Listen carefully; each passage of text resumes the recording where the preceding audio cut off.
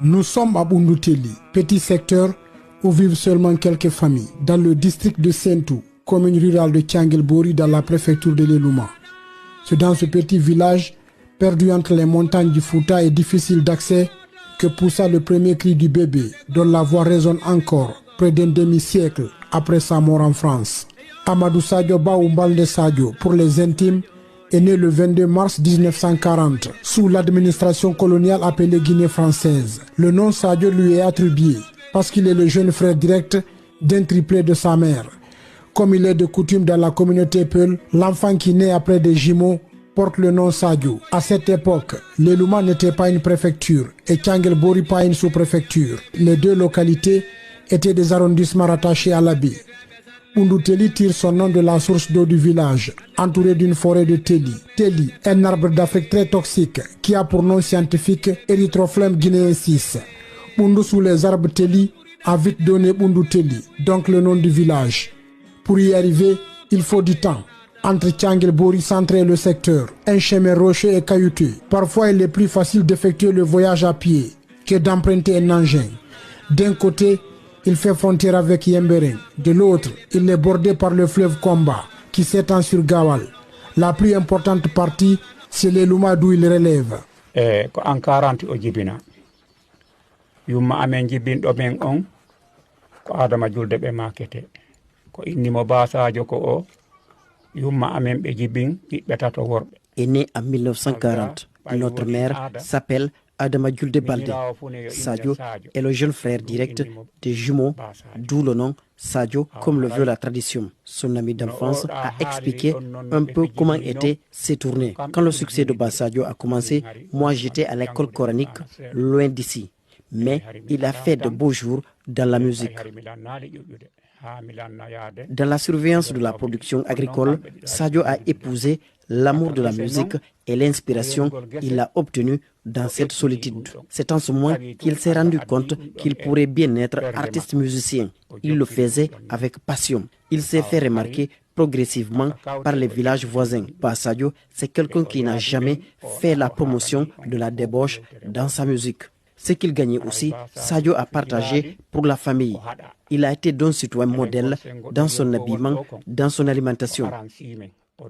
Au décès de Sadio, nos deux parents biologiques étaient là. Notre mère Adama Julde est née en 1915, notre père Tierno en 1910.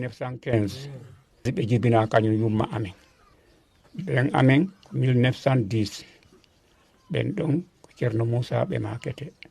La découverte par le grand public de Bunduteli est consécutive du succès de Bassadio, qui magnifie son village dans sa musique. Bassadio rappelle dans certains morceaux qu'il est de Bunduteli dans des combats, littéralement Bunduteli, au bord du fleuve Komba. Hier des cases, aujourd'hui des maisons. Les cases familiales, notamment remplacées par des maisons modestes, constituent une sorte de musée que les proches montrent aux passants pour expliquer l'origine de l'artiste Djerelele.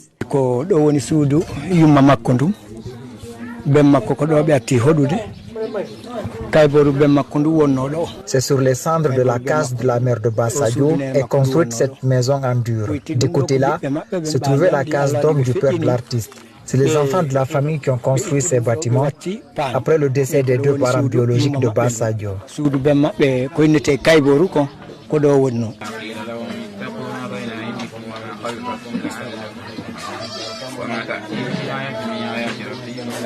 L'école coranique de l'artiste est toujours là. C'est là que Bassadio a appris les notions de base de la religion musulmane. Une autre référence aux yeux des visiteurs de passage à Bunduteli. Un bâtiment en dur a remplacé le Douda Lampai. Le maître coranique de Bassadio n'est plus. C'est son garçon que vous voyez là. Le foyer islamique a erré partout dans le village. Maintenant, il y a moins de talibés depuis le décès du maître. Bassadio a appris le Coran à Bunduteli ici. Nous avons fait renaître le foyer d'une autre manière. C'est désormais un centre de mémorisation du Coran, avec l'appui des jeunes ressortissants du village. Alpha Omar se souvient encore le jour où le décès de son oncle maternel a été annoncé au village. Garçon qu'il était en ce moment, les images des foules dans la famille éplorée et les pleurs défilent dans sa tête comme si c'était aujourd'hui.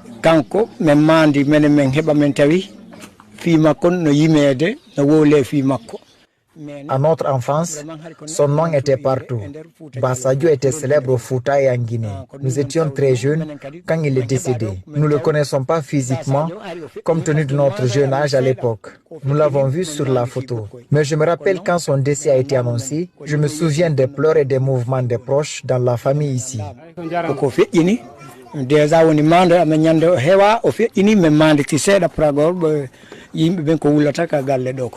La source d'inspiration et le talent du jeune artiste proviennent des travaux champêtres. Sa passion pour la musique est partie d'une phrase prononcée par son père en pulaar. Haldube no weldi welda, ko hunnube ko haldi weldi. Approximativement en français, cette expression pourrait signifier ceux qui ont un programme à exécuter sont soit des amis sincères ou tout le contraire. Ce sont ceux qui concrétisent leurs conventions qui sont sincères et vrais amis. Ou encore une expression plus courte, les bons comptes font les bons amis.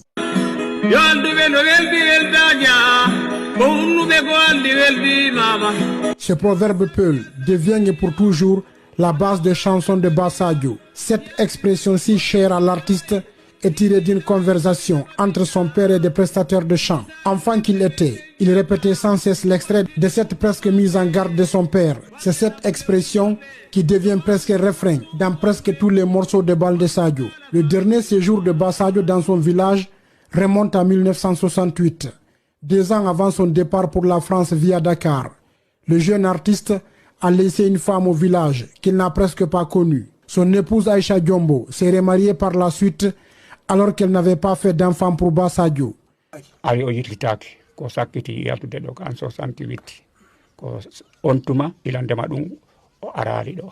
Le départ sans retour de Sadio, c'est en 1968. Mais nous avons toujours eu ces nouvelles. Nous avons toujours échangé par des lettres jusqu'en 1976, l'année de son décès. Sadio a laissé une femme au village. Aïcha Diombo, c'est son nom. Dieu a fait qu'ils ne se sont pas retrouvés. Sadio est décédé en France. La femme, remariée à Bassara, dans un village tout près. Elle est décédée il y a quelques années. Ils n'ont pas fait d'enfants ensemble.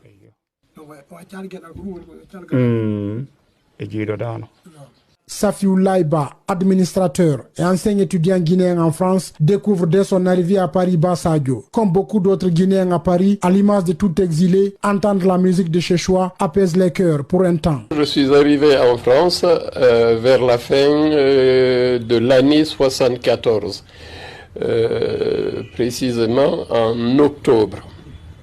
Alors, tout arrivant, tout nouveau venu, on me faisait visiter certains endroits célèbres où se retrouvaient les Guinéens. Il y avait un restaurant qui s'appelle le Samori.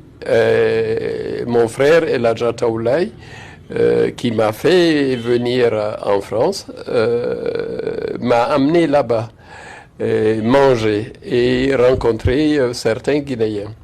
Donc c'est à cette occasion que j'ai vu la première fois Bassadio avec sa guitare en train de chanter comme le font certains ici dans les restaurants, aller chanter, parler du pays et jouer de la musique pastorale. Donc c'est dans ces conditions-là et la première fois que j'ai vu Bassadio en France. Donc la musique ne m'intéressait pas. Mais je vais vous avouer une chose, il n'y a pas plus dur que l'exil. L'exil,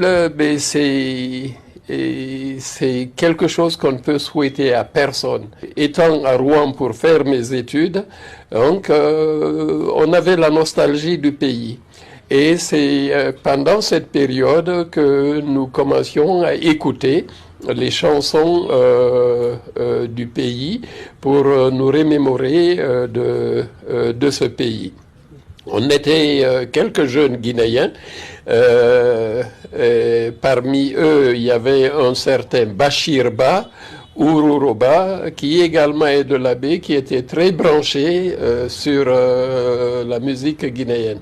Donc il nous l'a joué souvent dans nos chambres de cité là-bas, et c'est comme ça qu'on a aimé et connu réellement